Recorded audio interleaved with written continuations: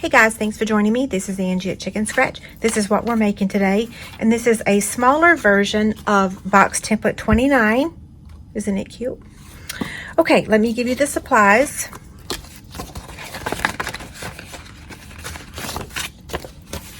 We've got Poppy Parade cardstock that measures 6 by 6 3/4, and then another piece to use for die cutting. We've got the Peaceful Poppies Designer Series paper, and it measures 2 3/4 by 10. I've got some Granny Apple Green for a punch, and then some Whisper White. Okay, so let's start with this piece here.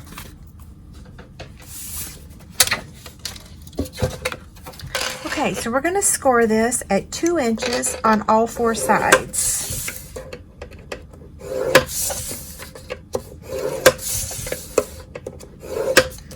Then we're going to place it on the 6-inch side, and we are going to score it at 1.5 and 4.5. And we're going to do that on both sides. Okay, so 1.5 and 4.5. Okay, so we're going to fold on all those score lines. So this is called box template 29B, okay?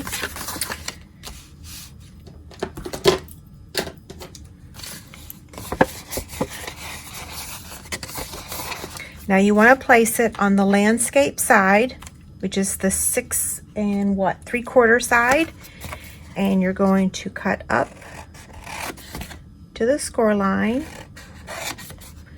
Do this on both sides.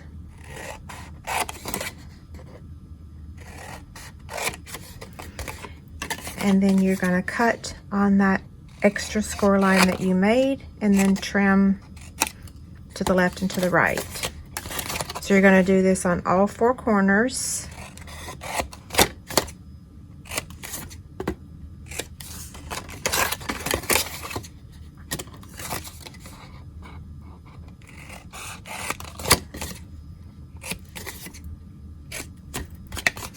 And one more.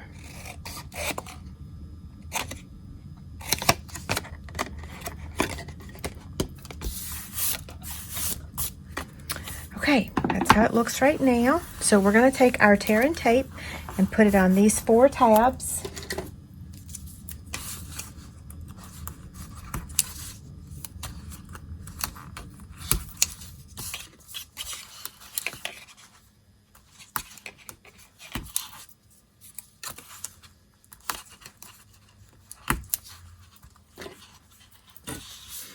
I'm going to take my Take Your Pick tool and remove the backing of the tear and tape.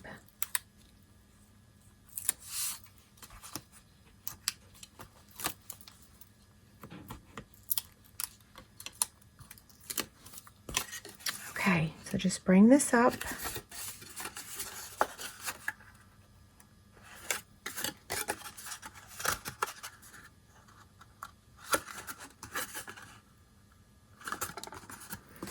There's our box. Now we want to get the Simply Scored scoring tool out again, and we're going to score this. Okay, so I've got it on the 10-inch side, and I'm going to score it at 1, 2, and 4. And then I'm going to turn it around and come from the other end, and I'm going to score it at 1, 2, and 4.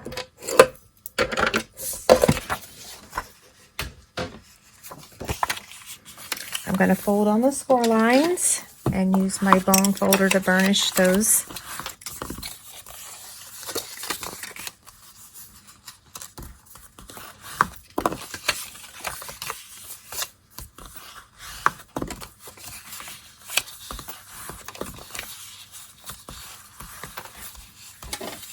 We're going to take the Detail Trio punch, and we're going to round those corners.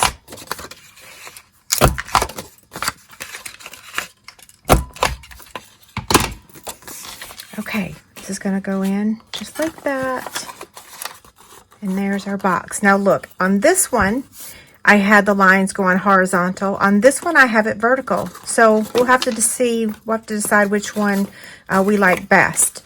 So what I'm going to do is add some adhesive here, and I'm just going to use my liquid glue, so that way if we don't get this on here exactly right, we can slide it before it dries.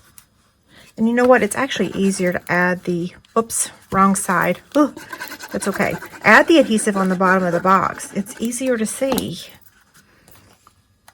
Okay. I think, see what I mean? You can slide it into the position while it's still wet. Okay, that looks pretty good. It's hanging over just a tad right there, but that's okay, it looks good. So now we're gonna add our adhesive on the sides of the box, okay? Or you can add it on the paper, whichever you prefer. We'll do one side at a time. So I'm gonna lay that down and then press. Okay. So fold that up, and fold that back, and then press. Oh, I can tell I got it on there crooked. Oh well, it's okay. The back looks the same as the front, so yeah, they look the same. So now what we're going to do is take a 1/8 circle punch. You can just get these at Office Supply Store or Walmart, or if you have the old Stampin' Up! Retired punch. Now on this box, I used the Granny Apple Green, but we also have this ribbon in Poppy Parade. So I'm going to use Poppy Parade for this one, just to see which one I like best. And I'm actually going to thread one side at a time.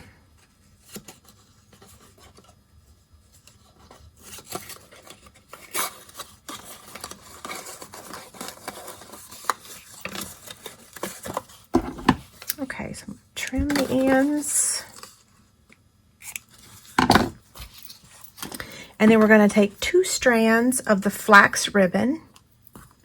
If you are not familiar with us cutting the flax ribbon and getting strands, let me know and I will direct you to the video. You could also use the Whisper White baker's twine if you want. This has a little extra strength to it, so when I'm using it to keep a box closed, I like using the flax ribbon better. Okay, now I'm just going to trim the ends.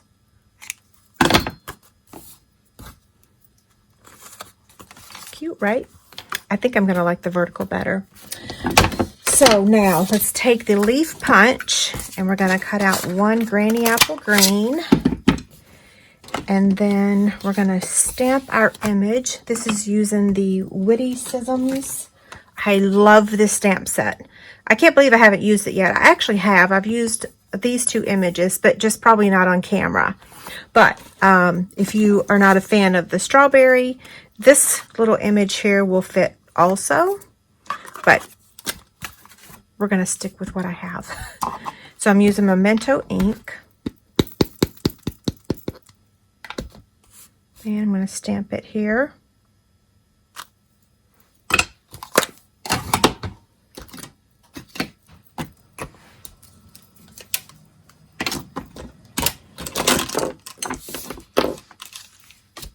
Okay, so I'm using the combo of Granny Apple Green, the dark Poppy Parade, and then the color lifter. So I'm going to start with the dark Granny Apple Green, and I'm just going to color a little bit around the edge of the stem, but not a lot. And now I'm going to take the light color. My printer just came on all of a sudden for absolutely no reason. I haven't printed on that thing in hours. Okay, now I'm going to take the dark Poppy Parade.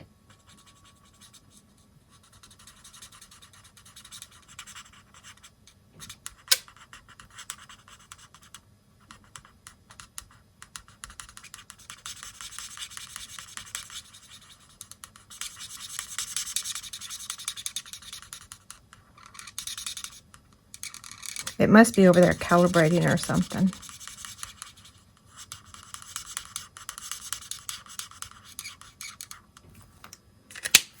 Now I'm going to take the color lifter and I'm just going to lift a little bit of the color right out of the center. You won't see it right away, but you will in a few minutes.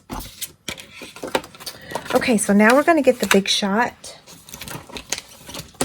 We're going to be using the Layering Squares dies. We're going to cut that Poppy Parade out and then our image. You can cut this with your trimmer if you want. The reason I'm using the die is because it layers perfectly with this. And it's just easier, okay? So let me move this stuff over.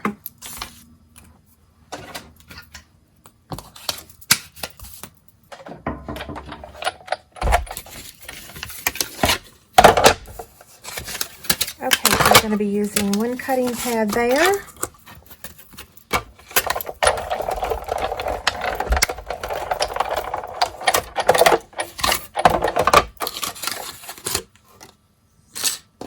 And now this one. Hopefully that's straight.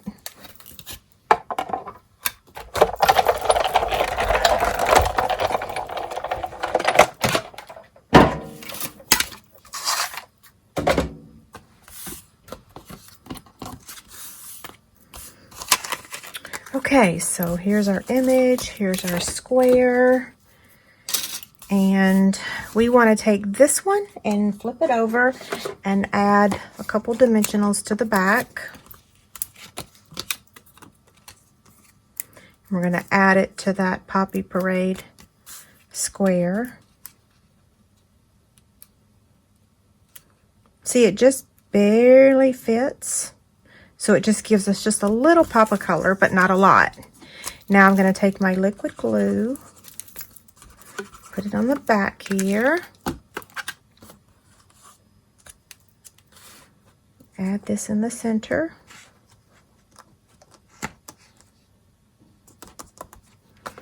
And now we're just going to add this also with some glue. And I'm just going to add it to the stem. And what I'm going to do is place it under the Whisper White, in between the Whisper White and the Poppy Parade. So I'm just going to lift it up slightly because I want that leaf to kind of be on this Whisper White layer. Okay, so here's this one and here's this one. Which do you prefer, the vertical lines or the horizontal? I like them both, but I think I actually like this one better. We also changed up the ribbon, so it's a tough call. I like them both. Okay, if you need anything, let me know. Don't forget there's a free inspiration sheet over on my website that has all the measurements and box 29 template. Thanks so much. Bye.